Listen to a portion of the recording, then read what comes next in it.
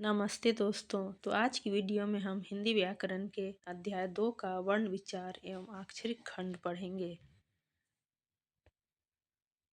भाषा की वह छोटी से छोटी इकाई जिसके टुकड़े नहीं किए जा सकते हों वर्ण कहलाते हैं। जैसे एक शब्द है पीला। पीला शब्द के यदि टुकड़े किए जाएं तो वे होंगे पी जोड़ ला।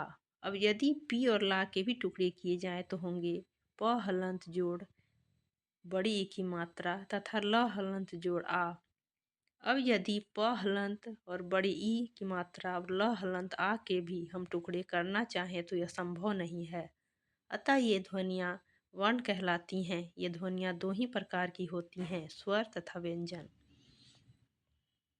वर्णों के मेल से शब्द बनते हैं, शब्दों के मेल से वाक्य तथा वाक्यों के मेल से भाषा बनती है। अतः वर्ण ही भाषा का मूल आधार है। हिंदी में वर्णों की संख्या 44 है। मुंह से उच्चरित होने वाली ध्वनियों और लिखे जाने वाले इन लिपि चिन्हों को दो भागों में बांटा जाता है, स्वर और व्यंजन। स्वर जो वर्ण बिना किसी दूसरे वर्ण की सहायता के बोले जा सकते हैं वे स्वर कहलाते हैं। ये 11 हैं। अ आ हर्षई दीर्घई हर्षऊ दीर्घऊ री ए ऐ ओ औ। ये सभी ध्वनियाँ ऐसी हैं जिनका उच्चारण बिना दूसरी ध्वनि के ही किया जाता है। अ ई उ मु मूल स्वर हैं। ये ह्रस्व स्वर हैं क्योंकि इनके उच्चारण में दीर्घ स्वरों से कम समय लगता है। री का हिंदी में शुद्ध प्रयोग नहीं होने के कारण री र हलंत जोड़ छोटी ई के उच्चारण के रूप में प्रयुक्त होने लगा है। केवल ऋतु, ऋषि, ऋण आदि कुछ शब्दों के लेखन में ही इसका प्रयोग मिलता है। इसका उच्चारण री र हलंत जोड़ छोटी ई होता है। स्वर के भेद ह्रस्व और दीर्घ। स्वर के बच्चों दो भेद हैं, ह्रस्व और दीर्घ। तो हर्ष स्वर किसे कहते हैं? तो जिन स्वरों के उच्चारण में अपेक्षाकृत कम समय लगता है वे हर्ष स्वर कहलाते हैं। ये 3 हैं अ ई उ री। अब दीर्घ स्वर जिन स्वरों के उच्चारण में मूल स्वरों से दोगुना समय लगता है वे दीर्घ स्वर कहलाते हैं। ये 7 हैं आ, बड़ी ई, बड़ा ऊ, ए ऐ ओ औ। अंग्रेजी के आ स्वर का भी प्रयोग हिंदी में होने लगा है, जैसे डॉक्टर, कॉलेज। व्यंजन जो वर्ण स्वरों की सहायता से बोले जाते हैं वे व्यंजन कहलाते हैं। मूल रूप से व्यंजन स्वर रहित होते हैं। व्यंजन के उच्चारण में फेफड़ों से निकलने वाली सांस मुख के किसी अवयव उच्चारण स्थान से बाधित होती है। जब हम किसी वर्ण का उच्चारण करते हैं तो वह किसी स्वर की सहायता से ही उच्चारित होगा। जैसे प का उच्चारण करने पर प हलन जोड़ अ की सहायता से उच्चारित होगा। हल चिन्ह तो नीचे जो हलंत लगता है उसे ही हम हल चिन्ह कहते हैं। व्यंजन के स्वर रहित होने का परिचायक है। स्वर रहित व्यंजन के साथ हल का चिन्ह लगाया जाता है या फिर खड़ी पाई वाले व्यंजन चिन्हों की खड़ी पाई हटा दी जाती है, उसके अर्ध रूप का प्रयोग किया जाता है।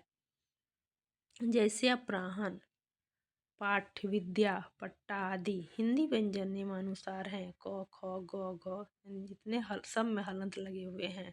क हलंत, ख हलंत, ग हलंत, घ हलंत, अंग हलंत, च हलंत, छ हलंत, ज हलंत, झ हलंत, य हलंत, ट हलंत, ठ हलंत, ड हलंत, ढ हलंत, ढ हलंत, न हलंत, त हलंत, थ हलंत, द हलंत, ध हलंत, न, फिर प हलंत, फ हलंत, ब हलंत, भ हलंत, म हलंत, य हलंत, र हलंत, ल हलंत, व हलंत, तालव्य श हलंत, दंत स हलंत और मूर्धन्य श हलंत और ह हलंत।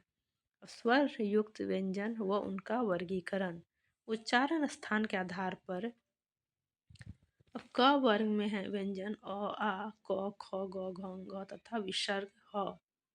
इनका उच्चारण स्थान है कंठ।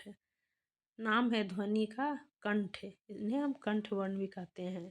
च वर्ग तो हर्षई दीर्घई च छ ज झ य और तालव्य श, ये इनका उच्चारण स्थान है तालु। इस च वर्ग के वर्ण है, इनका स्थान तालु है और इन्हें हम तालव्य वर्ण कहते हैं।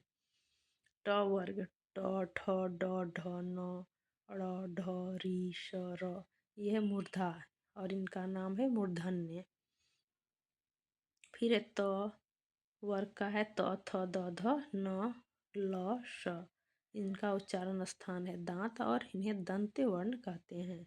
प, प फ ब भ म उ हर्षऊ और दीर्घऊ, इनका उच्चारण स्थान है ओष्ठ और इसे ओष्ठ वर्ण कहते हैं।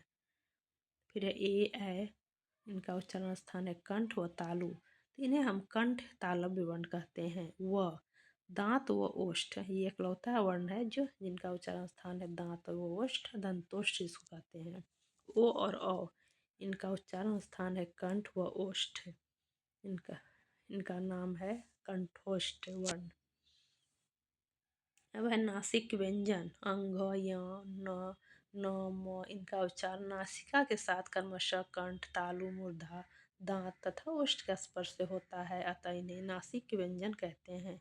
अंतस्थ व्यंजन य र ल व, उसमें व्यंजन तालव्य श दंत स मूर्धन्य स दंत स ह, इन वर्णों का उच्चारण स्थान के साथ प्रश्वास वायु छोड़ने वाली सांस के घर्षण से होता है। हमारी जीभ तालव्य श का उच्चारण करते समय तालु से और मूर्धन्य श का उच्चारण करते समय मूर्धा से तथा तालव्य श का उच्चारण करते समय दांतों से घर्षण करती है। संयुक्ताक्षर अक्ष, त्र, ज्ञ तथा श्र संयुक्त व्यंजन है। तो हमने पहले अध्याय में ही पढ़ा था कि संयुक्त वर्ण 4 हैं, अक्ष, त्र, ज्ञ और श्र। इनका विस्तार अथवा अक्षरिक खंड निम्न प्रकार है। क हलंत जोड़ मूर्धन्य श हलंत जोड़ अ बराबर होगा अक्ष। त हलंत जोड़ र हलंत जोड़ अ बराबर हो जाएगा त्र। ज हलंत जोड़ य हलंत जोड़ अ बराबर ज्ञ। और तालव्य श हलंत जोड़ र हलंत जोड़ अ से बनेगा श्र। हिंदी में ज्ञ का उच्चारण गे होता है, ग य गे होता है, इसलिए इसका विस्तार ग हलंत जोड़ य हलंत जोड़ अ बराबर ज्ञ की तरह भी अब होने लगा है। तो बच्चों ये सब चीज़ें कुछ चीज़ें हैं जो आपको याद रखनी होगी। अब है नीचे अभ्यास प्रश्न, कुछ अभ्यास के लिए दिए गए हैं। इसे ऊपर हमने पढ़ा स्वर और व्यंजन किसे कहते हैं, तो इसे आप लिख लेंगे। हिंदी के संयुक्ताक्षर कौन कौन से हैं अभी हमने पढ़ा। फिर है अगला कि निम्नलिखित वर्णों के उच्चारण स्थान लिखिए। तो च, छ, ज, झ, य और तालव्य श, किस इनका उच्चारण स्थान क्या है, तो इनका उच्चारण स्थान तालव्य है।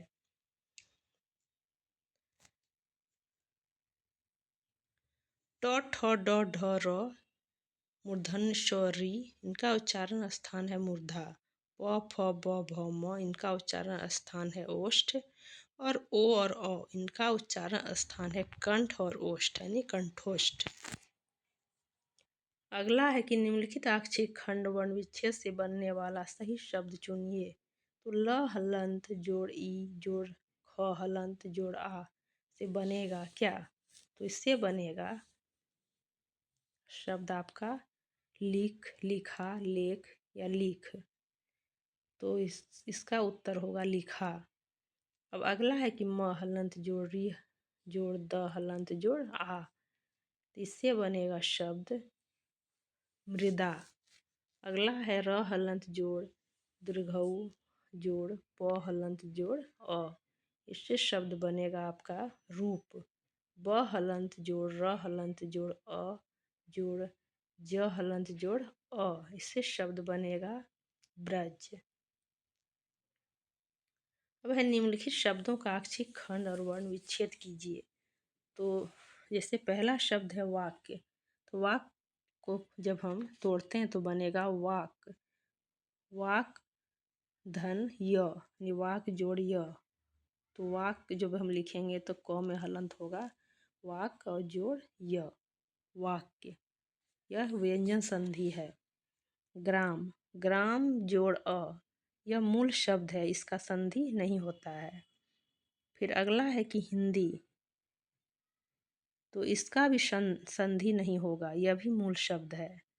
उसके अगला अंतिम है दीर्घ, तो दीर्घ जोड़ संधि, यह अका सर्वेन दीर्घ सूत्र पर आधारित है, जिसमें अ, ई, उ, री के बाद समान स्वर आने पर वे दीर्घ आ, दीर्घ ई, दीर्घ उ, री हो जाते हैं। तो इस तरह बच्चों हमने सारे जितने भी अभ्यास के प्रश्न थे सभी हमने कर लिए, और इसी के साथ हमारा ये अध्याय भी समाप्त हो जाता है। तो अगर आपको हमारी वीडियो अच्छी लगी हो तो वीडियो को लाइक और सब्सक्राइब करें और अपने दोस्तों को शेयर भी करें।